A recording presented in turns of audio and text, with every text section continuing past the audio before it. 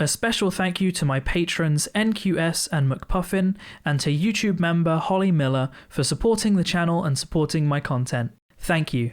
How's it going, everybody, and welcome back to another video. Blue here, and today something a little different. It is mid-October, the beginning of my favorite time of the year, autumn and winter, because finally things start to actually be bearable in the UK. I can now wear winter clothing and snuggle up, which I love because winter clothing is the best type of clothing. But more importantly, I can now play virtual reality without my headset steaming up, without me overheating, and without my PC catching fire. So what better time then than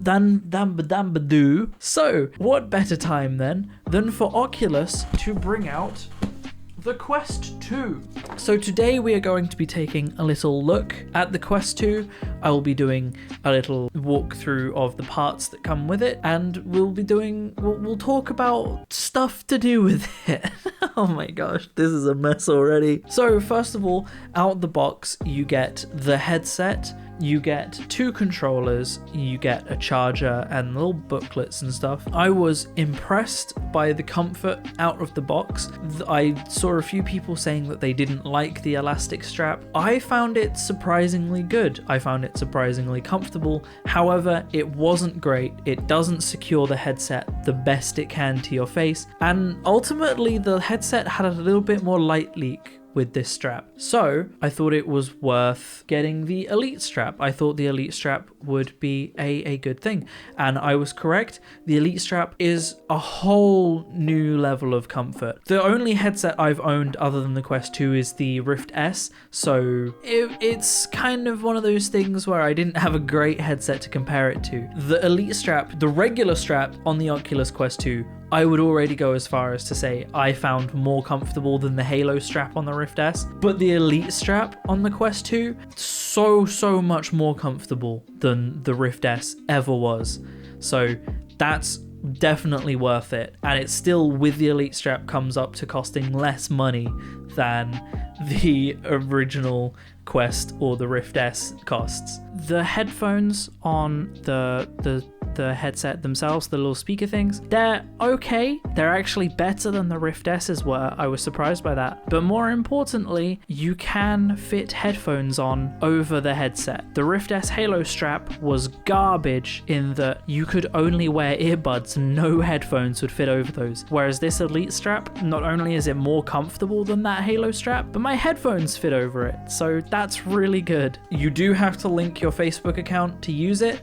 I had already done that with my Oculus account, so that made zero difference to me. So I just wanted to put that out there. I think a lot of people already know that, but that is something that people don't enjoy, is that you have to link your Facebook account. However, there are privacy settings so that people can't see your friends or they can't see your activity. So if you're that worried about privacy, you can make it so that nobody can see your name or your games or your friends. So that is something to consider. The controllers are considerably better, I would say, than the original touch controllers. I say the original touch controllers. The touch controllers that come with the Quest and the Rift S. The original touch controllers are actually quite close to these. They are chunkier. That's something to note. The grips themselves are chunkier, which, if you're like me and you have abnormally large hands, that's fine. It fits really comfortably. However, if you have smaller hands, this might not be the best thing for you. This does raise the question, though, is that with the Rift S touch controllers, I was able to get past the controller being too small by getting a grip, and I got one of the ones that has the little knuckle bits so that you can let go of the controller and it stays in your hands. I'm worried that these grips will make the Quest 2 controllers too big, too bulky. I might be worrying over nothing, and they might be just as comfortable with grips. They've fixed the issue with the batteries that the touch controllers had, so the batteries are far more secure and don't shake about as much. So that's really great. The vibrations and haptic feedback, far beyond the previous touch controllers. Way better.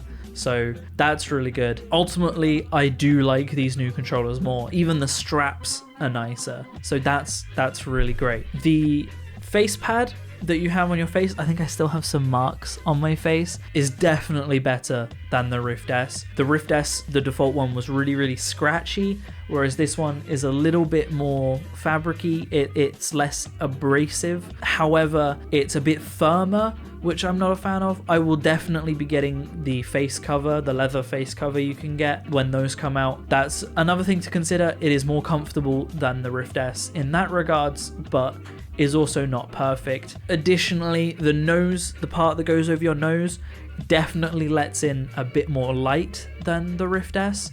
There's a bigger gap here, so if you look down, you can see the world. However, this issue is addressed with the face cover, so I will maybe do some more videos on this later on when I've got a few more mods to improve it. Something else to mention is the hand tracking, because much like the first Quest, the Quest 2 has hand tracking, and I tried it out, and I think it's probably about as good as it was on the original Quest. I don't think they've improved on it much, but I thought I'd try it out anyway. I played a game called Elixir, which is like a little sorcerer's apprentice type deal, and it was really fun. You just sort of mess around. It does lose tracking if you put your hands in certain positions or move them too fast, but it's pretty good at getting them back.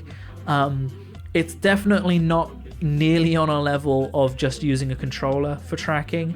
Controller just wins, but it's an incredible step forwards, the fact that it can be done. I don't think it's the future of VR. I think if anything, haptic gloves are probably going to be the future of VR, but it's a very, very interesting step forwards, and I'm interested at what people have been doing with it. Now, one of the big things with this headset to talk about naturally is the fact that it has more RAM than the original Quest, and the processor is 2 times as powerful, and you really can tell. So the smoothness when playing Beat Saber and Hollow Point is crazy. Combo that with the fact that you don't have a wire, and it's an incredible experience. It's so much better than playing Beat Saber on PC. I found with the Rift S, VR was always a little bit janky, and I don't know if that's down to my setup or what, but playing Beat Saber on the Quest and playing Hollow Point, oh my gosh, Hollow Point is incredible on the Quest when you don't have a wire.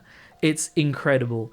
So that is amazing. Combo that with the fact that the Quest has a higher resolution than the original Quest and a higher resolution than the Rift S. Everything looks really good as well. Somehow, a standalone version of Beat Saber ran and looked better than it did on my computer. So that's pretty crazy, really. I also want to mention that the foveated rendering that is in the original Quest is no longer in the Quest 2. So for those of you that don't know, foveated rendering is where the majority of the screen you're looking at, which is the center, is rendered completely fine using full resolution, but as it comes into your peripheral, the resolution gets slowly and slowly lower to save on processing power because it doesn't have to render nearly as much.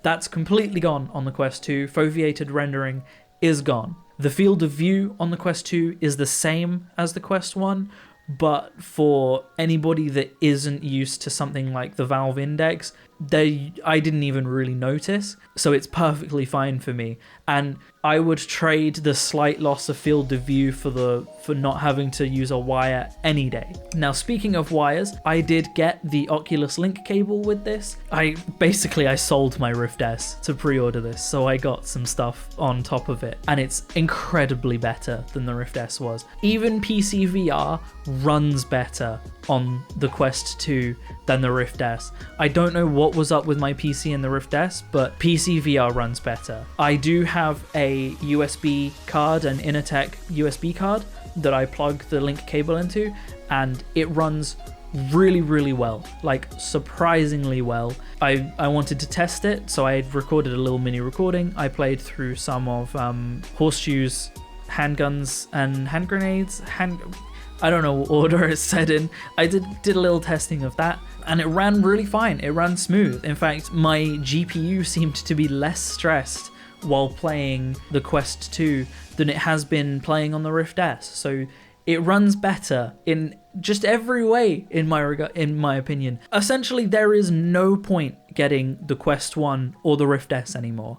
The Quest 2 is cheaper than both headsets and is superior in just about every way than both of those headsets. So yeah, I mean, it's a really good headset. For £300 or $300, it's a really good headset. There is one downside to it that I can mention, and that is battery life. This headset has a 3-hour battery life at best, but most commonly it has a 2-hour battery life. So take what you will from that. I personally don't play VR for more than 2 or 3 hours in one sitting anyway, and I can leave it on charge when I'm not using it, so it hasn't been a huge issue for me yet, but I can see people that spend a lot of time in VR will have that issue. You can, however, buy a battery pack for approximately $100 on top of the headset.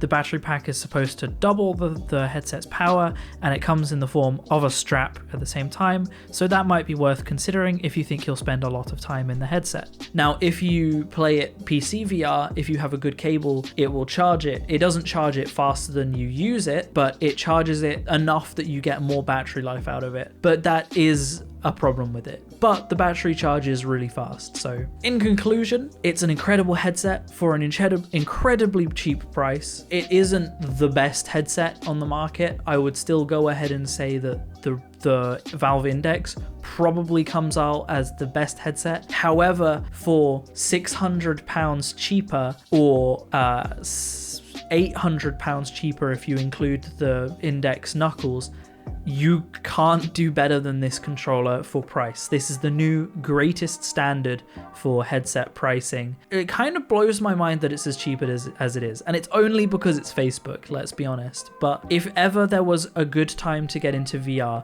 if ever there was your first headset to get, it would be this headset.